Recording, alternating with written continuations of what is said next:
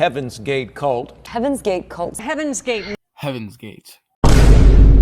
Today, we're going to learn about the mystery behind 39 deaths of some innocent people that would do anything for their religion.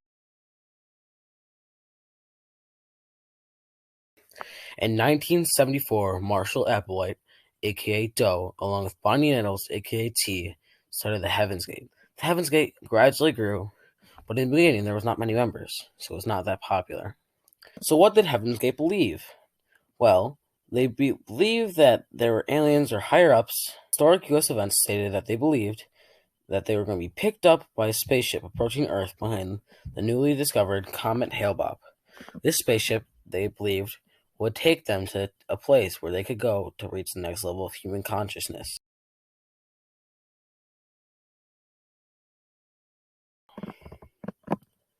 So you may be wondering, why would all these people listen to him? And this is why. They were, in a way, brainwashed. They would say anything that he did by saying everything's corrupt. He also kept saying how they all had free will, and in their farewell messages they kept repeating all that everything was corrupt, and they all had free will. They also believed him because he used to work at a church, and people were drawn to him because they didn't have strong family bonds, and he listened to them and made them feel special, which helped brainwash them. So he made them feel special and important. Do you know what it was like being in Heaven's Gate cult? Well, there's a lot of social norms. Like, they all had to be in the same haircut, wear Nike shoes, black Nike shoes with baggy clothing. They had to share their belongings, which was communism. This is really important because it shows us that what social norms they had to follow to fit in with this group. This brings me to my next point. They all had to conform. They had to conform. They all had to have no gender. This shows us that they were conforming to a group of people because that is what they had to do.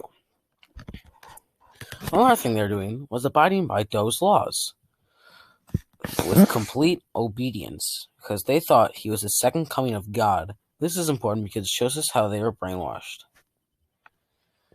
I have a theory. The more people that were in Heaven's Gate, the stronger they were, because I believe that there was nobody else speaking out, and since nobody else thought it was wrong, they must not think it's wrong. This is also known as pluralistic ignorance.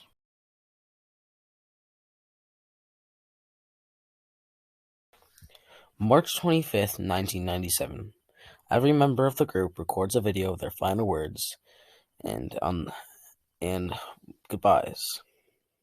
The very next day, the comet that they believed the aliens were behind would be the closest to Earth. So on March 26, 1997, all 39 of the members drank fun juice, spiked with poison.